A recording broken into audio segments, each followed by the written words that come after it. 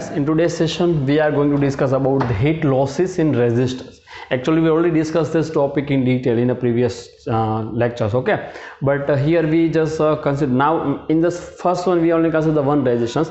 Here we consider the number of resistors are together and how we find this one, okay.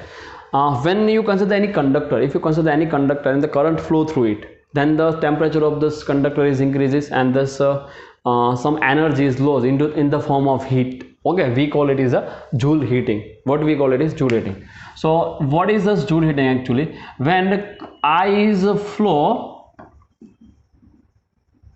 through conductor, when any current is flow through the conductor, then a temperature of a conductor is increases. Okay, so in this case temperature of conductor is increases and some energy is lost in the form of heat. We call it is a Joule heating. What we call it is Joule heating. So due to temperature increases, some energy is lost in form of heat, and जो इस heat loss होती है उसको हम क्या बोलते हैं? Joule heating. What we call it is Joule heating. इसको हम बोलते हैं Joule heating. And why this heat is lost? Because the moving inside the conductor, when the current is flow through it, then the electric field is inside this conductor, and under this electric field all these electrons are drifting. So when this all electrons are drifting, so this moving electrons lost this kinetic energy. So here the kinetic energy of a moving electron is converted into heat. Okay, and so due to this one the current is decreases. Okay, so when you just connect this conductor through the any battery, then this battery is supplied this power to this supply this much of power, whatever the loss in the circuit, continuously. So this current steady current is flow through the circuit, as we discussed in a previous lecture. So if you consider any resistance, any resistance means any conductor having some resistance. Okay, so यहाँ पे A point ले लो, यहाँ पे B point ले लो. Resistance suppose आपका R है, rho L upon A. What is this R? Rho L upon A.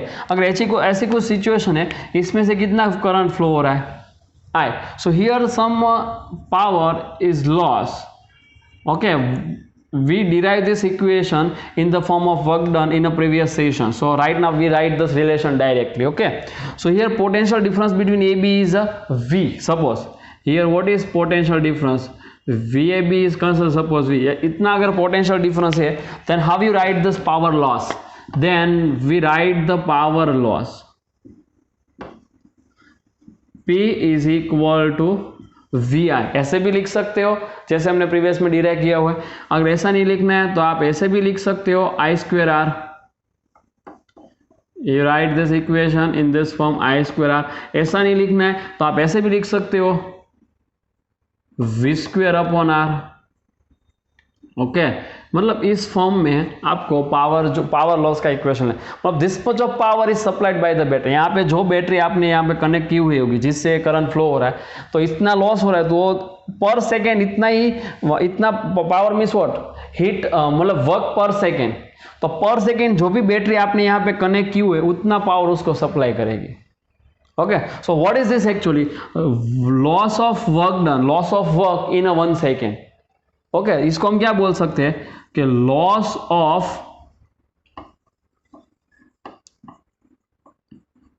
Of energy पर second. ऐसा भी बोल सकते हैं और ऐसा भी बोल सकते हैं supplied the energy by the battery पर सेकेंड, क्योंकि इतना जितना लॉस हो उतना ही वो बैटरी जो है एक्सटर्नल सेल आपने कनेक्ट किया वो उसको सप्लाई करेगा. तो ऐसा भी बोल सकते हैं सप्लाइड ऑफ एनर्जी पर सेकेंड बाय बैटरी है वो इतनी एनर्जी सप्लाई भी करेगी. ऐसा भी बोल सकते हैं. मतलब आपको जो भी आपको आइडियल केस में बोलना है वो बोल सकते हैं. लॉस भी बोल सकते हैं, सप्लाई भी बोल सकते हैं.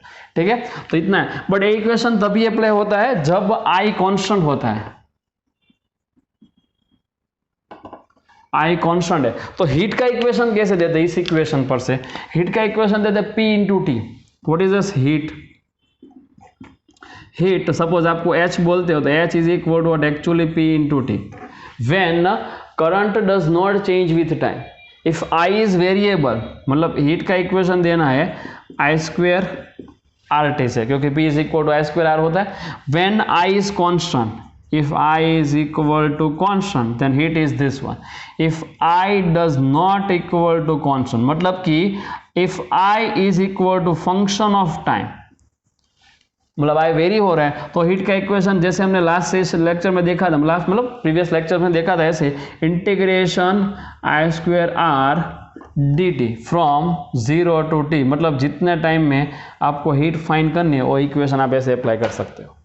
ठीक है. So this is some revision of this topic that we have to revise here. Now comes to this next one. In the previous one we only consider one resistance, but right now we consider the power loss in a combination of resistance or in a bulb. यहाँ पे दो case है, combination of resistance में power loss कैसे find करते हैं और bulb में कैसे पावर लॉस फाइंड करते हैं. अगर कॉम्बिनेशन ऑफ रेजिस्टेंस है तो यहाँ पे आपको आर इक्विवेलेंस फाइंड कर लेना है, जैसे आपने प्रीवियस में किया हुआ है. तो आर इक्विवेलेंस फाइंड करके आप पावर लॉस कैसे फाइंड कर सकते हो. P is equal to V square upon R equivalence और it is equal to I square into R equivalence. आप ऐसे इस इक्वेशन को फाइंड कर सकते हो. और बल्ब स्पेशल केस है, बल्ब के बारे में हम इसमें इसी सेशन में डिस्कस करने वाले हैं. So generally bulb is denoted by this way, that is a representation of a bulb. So bulb is nothing, bulb is a one type of resistance.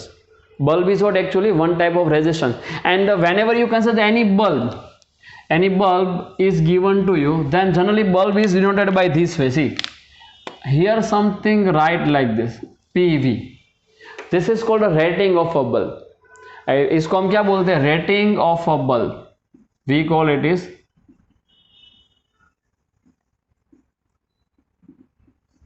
rating of bulb. मतलब कि कोई भी इस तरह के रेटिंग होगा लाइक दिस 100 वोल्ट 220 वोल्ट, इसको rating बोलते हैं. मतलब वोल्ट में जो है वो बल्ब का पावर है और जो वोल्ट में है वो बल्ब का वोल्टेज है, बल्ब का पोटेंशियल डिफरेंस है, इतना इसमें अप्लाई होता है. ठीक है.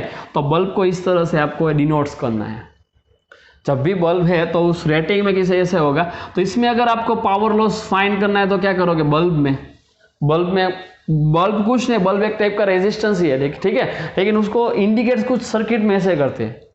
Generally resistance is denoted by like this, but when you consider the bulb, so bulb is equivalence like this. ये दोनों सेम ही है. तो बल्ब का अगर इसमें रेटिंग है PV, ठीक है, तो अगर बल्ब का रेजिस्टेंस आपको फाइंड करना है तो इससे आप फाइंड कर सकते हो. पावर का इक्वेशन क्या होगा, आर के फॉर्म में. आर के फॉर्म में पावर का इक्वेशन क्या होगा, V स्क्वायर अपॉन आर. तो V square upon R bulb, R की जगह पे थोड़ी देर के लिए आर बल्ब लेते हैं. ठीक है. फॉर सब आर लेते हैं. चलो, what is the R here, R is equal to resistance of bulb. अगर बल्ब है तो बल्ब का रेजिस्टेंस फिक्स ही होता है, उसका आंसर होता है V स्क्वायर बाई P. अगर बल्ब का रेटिंग आपको पता है, ऐसे बल्ब कोई भी बल्ब देखो उसके ऊपर उस ऐसा रेटिंग लिखा होगा. If you know the rating of a bulb then you know the resistance of the bulb also. तो आप इस इक्वेशन का यूज करके बल्ब का जो भी रेजिस्टेंस है वो फाइंड कर सकते हो. ठीक है. तो कितना करंट फ्लो होगा वो भी फाइंड कर सकते हो अगर आपके पास है. P is equal to VI, P is equal to what, VI, तो आपको I भी मिल जाएगा. ठीक है. तो रेटिंग, इसको हम बोलते हैं रेटिंग ऑफ अ बल्ब. तो कोई भी बल्ब के साथ रेटिंग हो गए उससे आप उसका रेजिस्टेंस फाइंड करो, रेजिस्टेंस फाइंड करके आपको जो भी चाहिए वो फाइंड कर लो. ठीक है. जैसे कॉम्बिनेशन ऑफ रेजिस्टेंस होता है वैसे भी कॉम्बिनेशन ऑफ बल्ब भी होता है. तो ये पहले नोट्स कर लो, उसके बाद कॉम्बिनेशन ऑफ बल्ब देखते हैं. नोट करो इसको. Okay, let's come to this combination of a bulb. Okay, and this full topics of a combination of bulb you write in a additional notes. You write this topic in a additional note. Okay, now we have again two types of combination, parallel combination and series combination of a bulb. Let's start with the series combination of bulb. If two bulbs are connected in this way, we call it is a series combination. Okay, and this two bulbs connection is connected to the and that's a voltage, that's called a main supply. We call it is a main supply. इसको हम क्या बोलते हैं, main supply. So bulb का कुछ rating ऐसा है, P1 V1 P2 V2, bulb B1 का और बल्ब B2 का, दोनों को ऐसे कनेक्ट किया. What is this meaning of rating. So if you are given this suppose bulb 1 का रेटिंग है P1 V1, so if you supplied the some power to the bulb 1 is greater than P1 then bulb is fused. मतलब इससे कम है तो कोई problem, इससे ज़्यादा rating से ज़्यादा कभी बल्ब को देना नहीं है। If you just supplied more than this one then bulb is fuse. Okay, मतलब इसको अगर V1 से ज़्यादा वोल्टेज मिल रहे हैं B1 को, बल्ब B1 को, if you just supply more than V1 voltage then bulb B1 is comes in the condition of a fuse. Okay, और फ्यूज हो जाएगा। तो उसका रेटिंग उससे कम है तो कोई प्रॉब्लम नहीं, उससे ज़्यादा नहीं होना चाहिए। रेटिंग से कभी ज़्यादा बल्ब को सप्लाई नहीं होना चाहिए। That's the meaning of a rating. Okay, so here if you consider resistance of the bulb then R1 is V1 square upon P1 and R2 is a V2 square upon P2 as we know. So what is the equivalent resistance of the whole circuit? R equivalence is equal to R1 plus R2 is equal to V1 square upon P1 plus V2 square upon P2, ऐसा लिख सकते हैं। तो फिर आपको इसमें अगर power find करना है, पावर इन सीरीज, तो कैसे फाइंड कर सकते हैं? Okay, so power, so P in series is equal to first का पावर प्लस सेकेंड का पावर, फर्स्ट का पावर प्लस सेकेंड का पावर। इसको आप ऐसे भी फाइंड कर सकते हो, P is equal to V square upon R equivalence, दोनों से फाइंड कर सकते हो। P is equal to first का पावर एंड सेकेंड का पावर। तो ऐसे इक्वेशन तो हमें पता नहीं है, ऐसा ही आएगा। तो फिर आपको नेट पावर सीरीज में चाहिए। अगर if you want to find the net power in series, so first का पावर प्लस सेकेंड का पावर, मतलब net potential difference applied here and net equivalence resistance, ऐसा यूज कर सकते हो। PS is equal to V square upon R equal. तो R equivalence आपने यहाँ पे फाइंड किया हुआ है, यहाँ पे वैल्यू रख दो तो आंसर होगा V square upon R equivalence की जगह पे रख दो V1 square upon P1 plus V2 square upon P2। ये हो जाएगा सीरीज में power. This one is what? Power in series. If this both the bulbs are same, अगर आप दोनों बल्ब को सेम रखते हो, मतलब सेम रखते हो मतलब क्या कि दोनों का वोल्टेज रेटिंग सेम है। मान लो कि दोनों का वोल्टेज रेटिंग कितना है, एक्सटर्नल वोल्टेज सप्लाई का है। So if V1 is equal to V2 is equal to V है, मतलब दोनों का वोल्टेज रेटिंग सेम है और एक्सटर्नल वोल्टेज के जितना ही है, तो फिर इसका आंसर क्या हो जाएगा? PS का देखो, then PS is equal to V square upon V1 की जगह पे V square upon P1 plus V square upon P2। V square निकल गया तो 1 upon P1 plus 1 upon P2, ऐसा हो जाएगा। इसका रेसिप्रोकल ले लो, then what is your answer if you just take a reciprocal of this? So 1 upon PS is equal to 1 upon P1 plus 1 upon P2। So power in series is given like this. That is a equation of resistance. This is a similar type of equation of resistance in parallel. Parallel में 1 upon R is equal to R1 plus 1 upon R2, ऐसे था। Similar power भी ऐसे होता है, मतलब series में power loss कम होता है। If you connected the different bulbs in series then power loss is minimum. Okay, if you want a minimum power loss, then you connect the whole this bulb in a series. So here power loss is minimum. You just write down power loss is minimum in series, क्योंकि 1 upon आता है। तो अगर कोई भी different electrical objects है, bulbs है, उसको अगर आपने सीरीज में कनेक्ट किया तो फिर पावर लॉस मिनिमम हो जाएगा। So power loss minimum in series, okay, by this equation.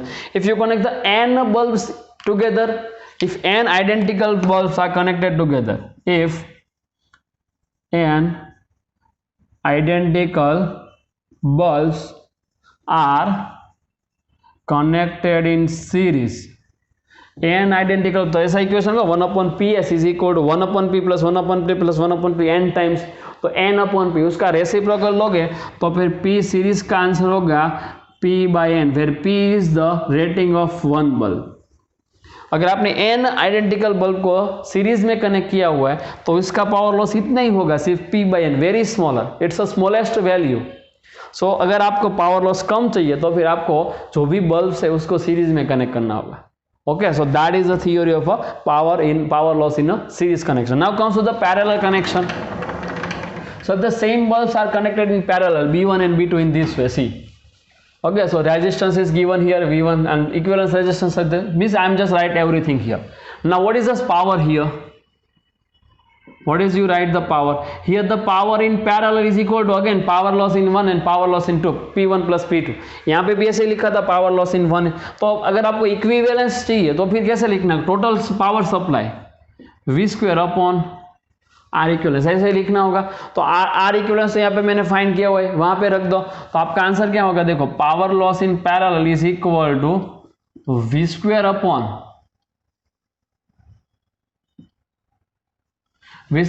ए पूरा, है ना, आर इक्विवेलेंस। तो v1 square upon p1 into v2 square upon p2 upon v1 square upon p1 plus v2 square upon p2। तो ये parallel का power loss हो गया, मतलब v1 v2 ऐसे है, जैसे ये सीरीज का पावर लॉस है ऐसे ये पैरेलल का पावर लॉस है। मगर आपको इक्वेशन याद नहीं रखना, आपको क्या करना है, सिर्फ इतना ही याद रखना, पावर लॉस पैरेलल में हो या फिर सीरीज में हो, इक्वेशन तो यही रहेगा। आपको सिर्फ क्या करना, आर इक्वलेंस फाइंड करके इसमें रख देना, आर इक्वलेंस फाइंड करके अलग से फाइंड कर सकते हो, इसमें रख देना, ठीक है। बट स्पेशल केस को आपको याद रखना है। What is the special case, यहाँ पे भी इफ V1 is equal to V2 is equal to V, मतलब कि सेम रेटिंग का, मतलब बल्ब का रेटिंग सेम है और एक्सटर्नल वोल्टेज जो सप्लाई वोल्टेज के जितना है, तो इतना यहाँ पे मेन सप्लाई वही, यहाँ पे भी वही मेन सप्लाई है, मतलब सप्लाई वोल्टेज, इसको बोलते हैं सप्लाई वोल्टेज, ओके। मेन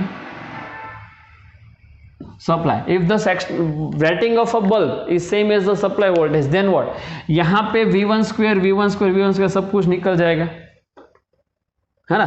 तो चलो लिखते हैं, so power in parallel is equal to V square, ए वी स्क्वायर कैंसिल इसके साथ, ए वी स्क्वायर इसके साथ कैंसिल हो गया। तो फिर आंसर क्या होगा, 1 अपॉन, यहाँ पे 1 upon P1 P2, 1 upon P1 P2 upon 1 upon P1 plus 1 upon P2, ऐसा होगा, है ना। देखो यहाँ पे ए है इक्वेशन V1 अपॉन, मतलब ये V1 स्क्वायर और V स्क्वायर कैंसिल हो गया, ए V2 स्क्वायर यहाँ से V स्क्वायर कॉमन निकल गया, कैंसिल हो गया। यहाँ पे 1 अपॉन P1 P2 और ये 1 upon P1 plus 1 upon P2, ऐसा हो गया। इसका सिंप्लीफाई करो इसका, तो इसका अगर आपने सिंप्लीफाई किया तो यहाँ पे P2 plus P1 upon P1 P2, तो P1 P2 तो कैंसिल हो जाएगा। तो फिर फाइनल आंसर क्या होगा, 1 अपॉन, इसमें भी 1 अपॉन P1 प्लस P2, ऐसा होगा। देखो यहाँ पे आप सिंप्लीफाई करो तो P2 प्लस P1 और P1 P2 और P1 P2 कैंसिल होगा, और ये 1 अपॉन P2 प्लस P1 है, तो 1 अपॉन P2 प्लस P1 लिखो या फिर P1 प्लस P2, कोई फर्क नहीं है। So denominator of denominator comes to the numerator, तो फिर पावर इन पैरेलल क्या हो गया, is equal to P1 plus P2, मतलब यहाँ पे पावर लॉस पैरेलल का ऐसा है, यहाँ पे पावर लॉस सीरीज का ऐसा है। So here power loss is minimum in series, तो यहाँ पे हम क्या लिख सकते हैं, power loss in parallel is maximum,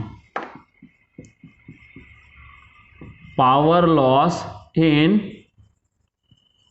parallel is maximum, okay. अगर n आइडेंटिकल सेल कनेक्ट किए ऐसे, तो यहाँ पे भी n आइडेंटिकल बल्ब्स कनेक्ट किए ऐसे 1 2 3 4 5।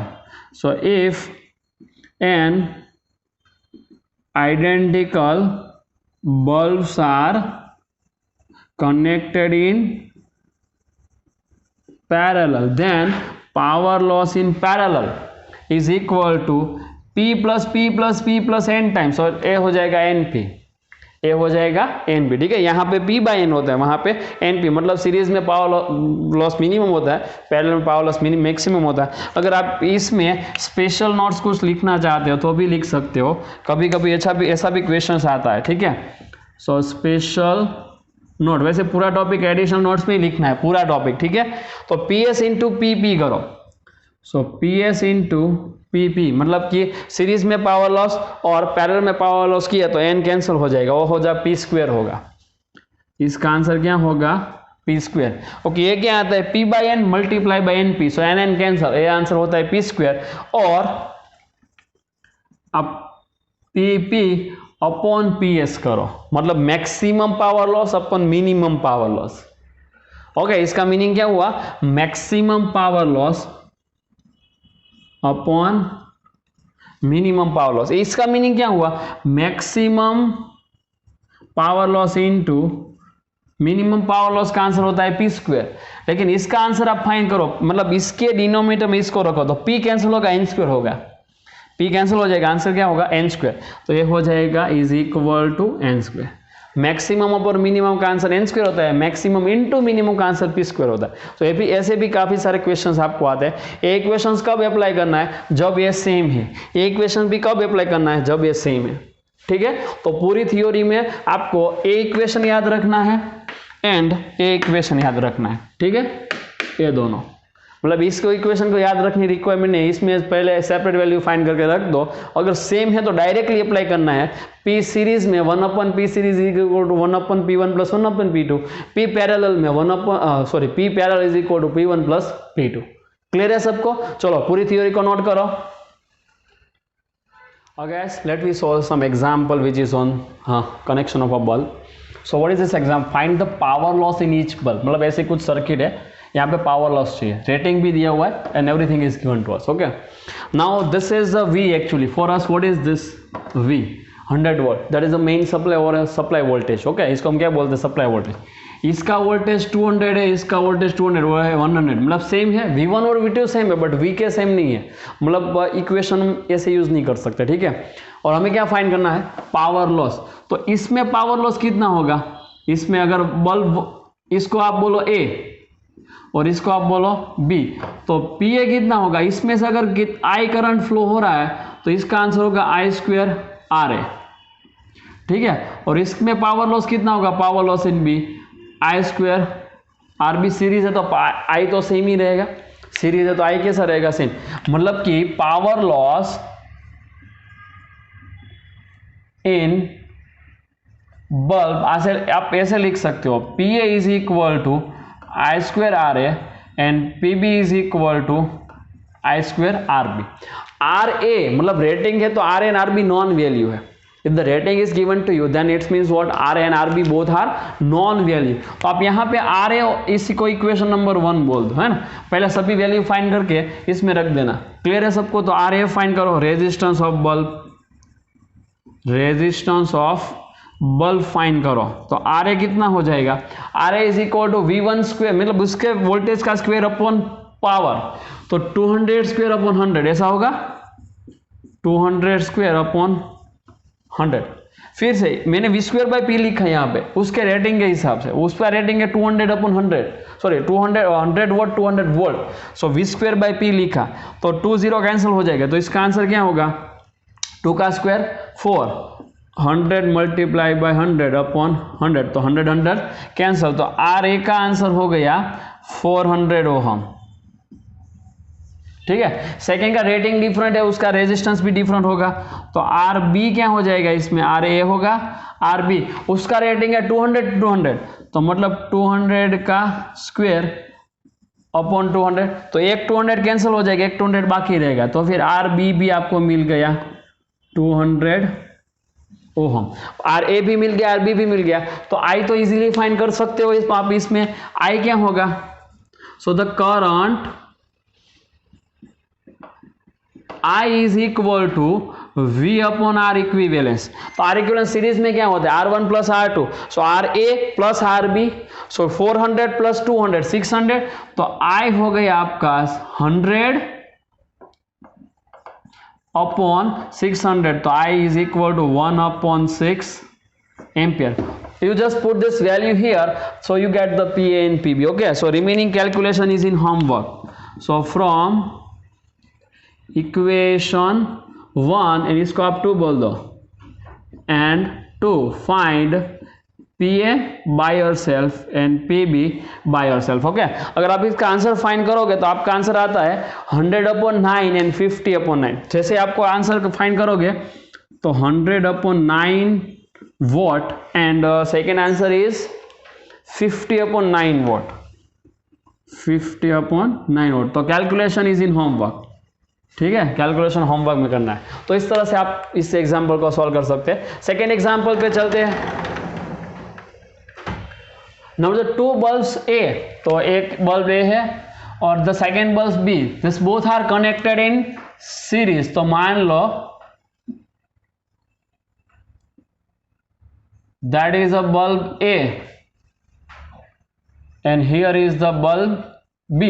Rating and everything is given to us. Supply to it's connected to supply voltage 220 volt. मतलब यहाँ पे इसको बैटरी के साथ कनेक्ट किया 220 वोल्ट के साथ. So which bulb is fused first?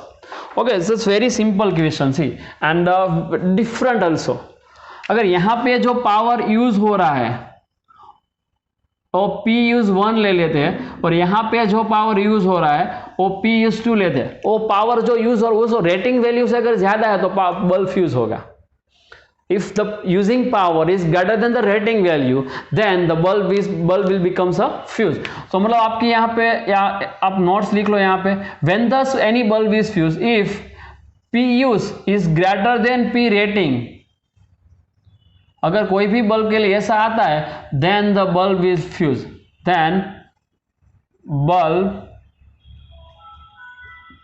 will fuse। ठीक है, ये अपना आंसर है। तो मतलब मान लो कि P यूज फाइंड करना है, तो इसमें से कितना करंट फ्लो हो रहा है, I, इसमें से कितना करंट फ्लो हो रहा है, तो R1 R2 आप फाइंड कर सकते हो आप इसमें से। तो R1 क्या हो जाएगा, R1 इज इक्वल टू, आप RA ले लो क्योंकि बल्ब है ना, तो उसका आंसर होगा 110 स्क्वायर अपॉन 40, और RB क्या होगा, RB रेटिंग पर से 110 स्क्वायर अपॉन 100। तो RA फाइंड करो, RB फाइंड करो, इसका इक्विवेलेंस रेजिस्टेंस भी फाइंड कर लो। तो इक्विवेलेंस रेजिस्टेंस होगा RA प्लस RB।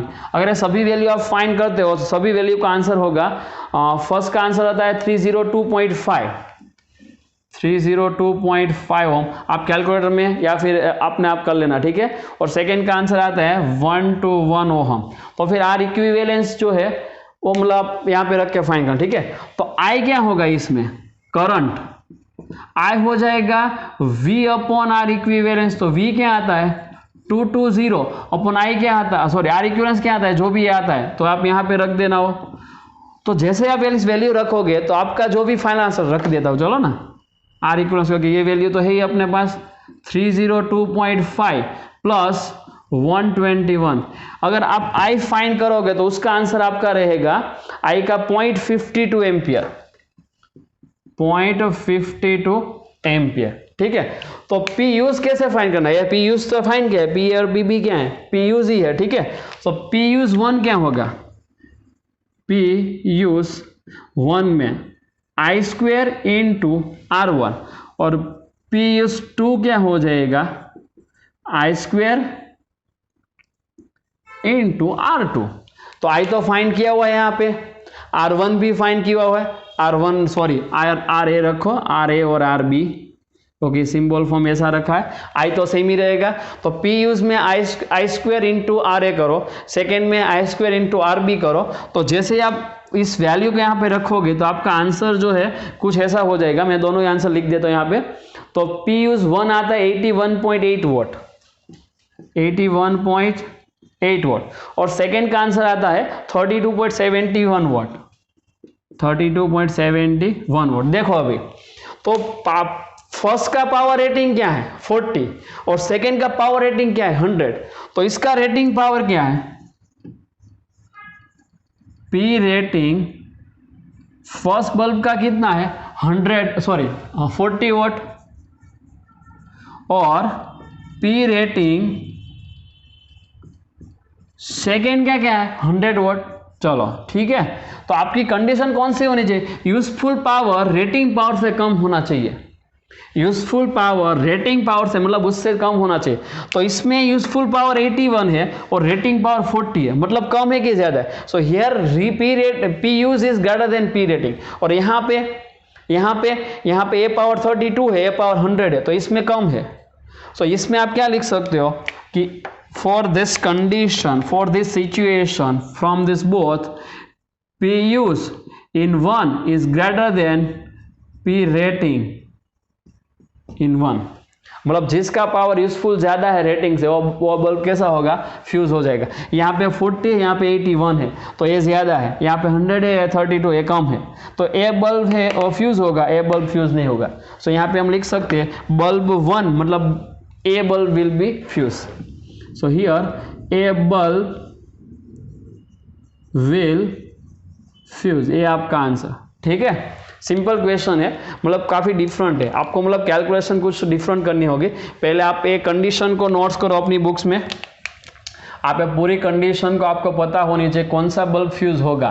तो जिस बल्ब का रेटिंग पावर है उससे अगर आपने ज्यादा पावर सप्लाई किया तो फ्यूज होगा, तो मतलब उसका यूजिंग पावर फाइंड कर लो। यूजिंग पावर मतलब उतना पावर आपने सप्लाई किया, ठीक है। तो अगर मतलब रेटिंग पावर कम होना चाहिए, सॉरी रेटिंग पावर ज़्यादा होना चाहिए, रेटिंग पावर कैसा होना चाहिए, ज़्यादा वन, उससे मतलब रेटिंग से ज़्यादा आपको सप्लाई ही नहीं करना है। तो यहाँ पे आपको देखो, यहाँ पे रेटिंग 40 और आपने कितना सप्लाई किया 81, तो ऑफ यूज़ हो जाएगा। यहाँ पे रेटिंग 100 और आपने कितना सप्लाई किया 32, तो ऑफ यूज़ नहीं होगा। क्लियर है? तो दोनों एग्जाम्पल आपकी बुक्स में अच्छी तरह से नोट कर लो।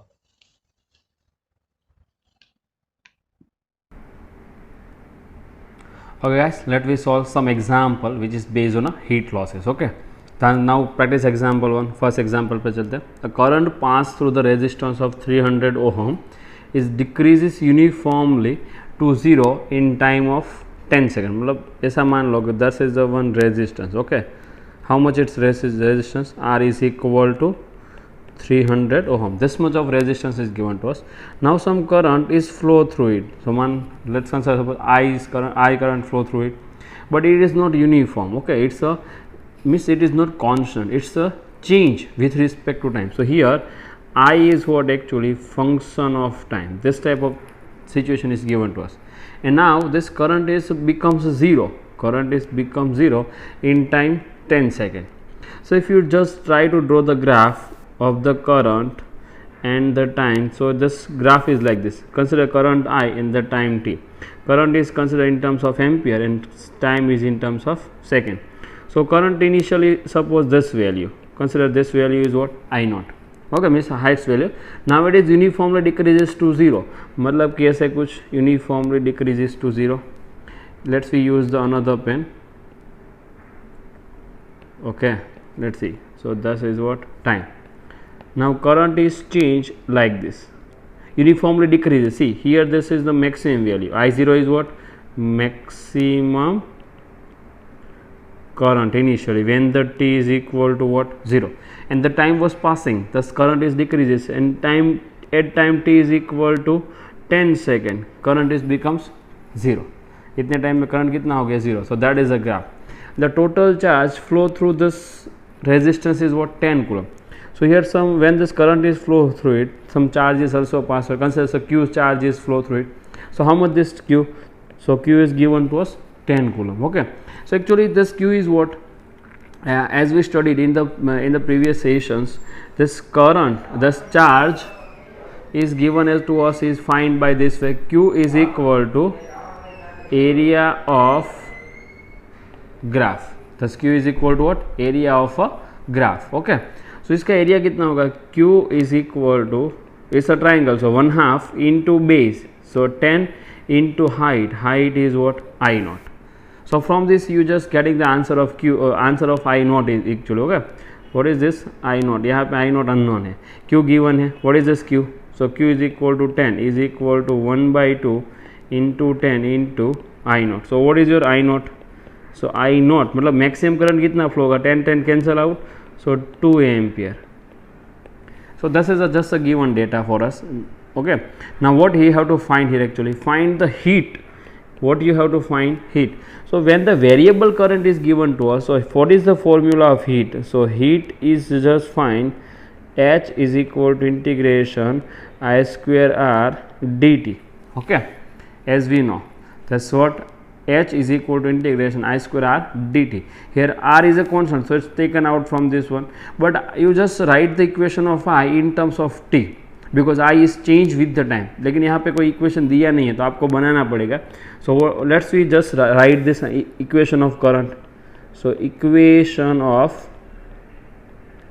current. Okay. Now this current is changed with time as per this uniformly as shown in the graph. It is a straight line. So what is the equation of straight line? So y is equal to mx plus c. So y की जगह पे आपको आएगा I is equal to m. इसका slope negative है, देखो this line is having a slope negative. So यहाँ से देखो ऐसे, if you consider this one, that's negative. ऐसे होता तो पॉजिटिव होता, ऐसे होता तो जीरो होता है. That one is a negative. So इसका नेगेटिव स्लोप कितना होगा, इसका स्लोप अगर काउंट करोगे तो y अपॉन x, ऐसा कुछ आएगा, y अपॉन x. तो y कितना है, I0, x कितना है 10 सेकेंड. सो I0 अपॉन t, ऐसा ही कुछ होगा, I0 upon t, but t कितना लेना है 10 सेकेंड. ओके, यहाँ पे आप वैल्यू भी रख सकते हो. I0 की वैल्यू कितनी मिली, 2 एम्पियर, तो इस पे यहाँ पे रख दो 2, यहाँ पे रख दो 10. अगर ये थीटा है तो tan थीटा फाइन करो, slope means tan theta. tan theta is equal to opponent upon adjacent. So opponent is 2, adjacent is 10। Actually तो यहाँ पे थीटा होना चाहिए, लेकिन अब इसका z बनाओ तो ये सेम होता है, तो लेकिन नेगेटिव रखना, ठीक है। तो minus opponent is 2, adjacent is 10 into x की जगह पे रखो t, okay, plus intercept on the y axis, तो इंटरसेप्ट कितना है यहाँ पे I0 इंटरसेप्ट है, तो मतलब 2, तो प्लस 2, ओके। ऐसे हम आप इक्वेशन फाइंड कर सकते हो। तो इसमें अगर कुछ कैंसिल होता है तो कैंसिल करो। So I is equal to -1/5 into t plus 2. So that is the equation of I. This is what equation of I. Now let's we put this value here.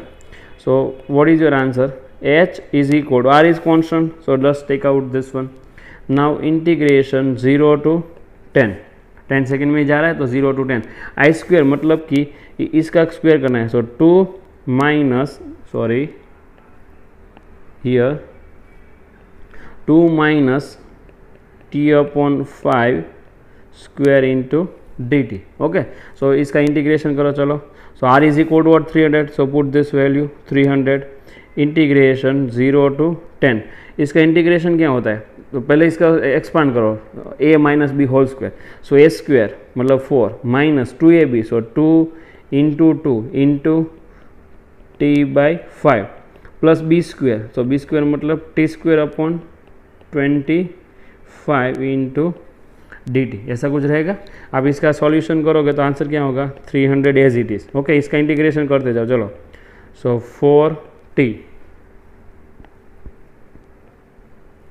what is this, 4 into nothing is means t minus 4/5 into t का integration t square by 2 plus t square का integration t cube by 25 ऐसे ही 3, okay, 0 to 10। सो आप सभी value इसमें T की रख दो, आपकी हीट जो है वो मिल जाएगी, ठीक है। सो मतलब रिमेनिंग कैलकुलेशन आप होमवर्क में कर लेना। So calculation is in homework, okay. So by this way you getting this answer, and after calculating if your answer is what, H is equal to 4000 joule. अगर आपने पूरा कैलकुलेट किया तो आपका आंसर जो है फाइनली 4000 जूल आएगा, ठीक है। तो आप कैलकुलेट कर लेना, आपका आंसर यही रहेगा। So that is a one example which is based on a heat loss. So all of you guys note this example in your books. Okay, let's come to this next example. Example number 2, it is again based on a heat loss. A 1000-watt heater is designed to operate 200 volt. Actually this problem is exactly similar as a bulb. Here bulb is replaced by heater. Like a bulb is a one type of resistor, similar heater is also one type of resistor, and that is a rating of a heater, okay।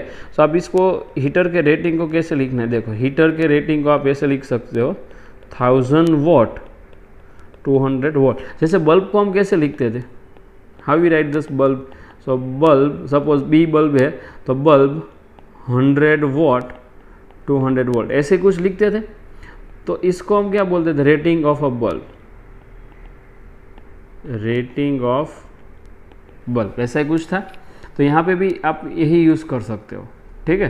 तो ये जो है वो heater का rating है, ठीक है। It is connected across a 160 volt supply and to find the heat produced in a 10 minutes. So time कितना है 10 minutes. So convert this time in a second. So 10 into 60 second मतलब कि time कितना है 600 second. आपको 600 second में कितनी heat produce होती है फाइंड करना। फाइंड क्या करना है, heat is equal to what. Okay, let's I am just drawing this figure of this situation. Let's consider that is heater. What is this? Heater, okay, it is connected to the supply of V। तो V कितना है 160 volt, okay, that is V, and that is a rating of this heater। so this is power and this is V।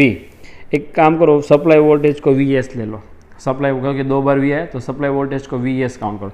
तो इसमें से अगर I current flow हो रहा है, इसमें से कितना करंट फ्लो हो रहा है, आई करंट अगर फ्लो हो रहा है तो फिर हीट का आंसर क्या रहेगा। सो हीट आपको फाइंड करने तो आंसर आएगा आई स्क्वेयर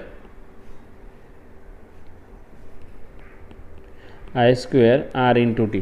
तो यहाँ पे टी गिवन है देखो 600 second, but I and R both are unknown for us. So इसको अभी इक्वेशन नंबर 1 ले लो, ठीक है। चलो फाइंड करते हैं आई कितना होता है, पहले आर फाइंड कर लो। So resistance let's we find first resistance. So what is resistance here? So R is equal to V square by P, very well known equation.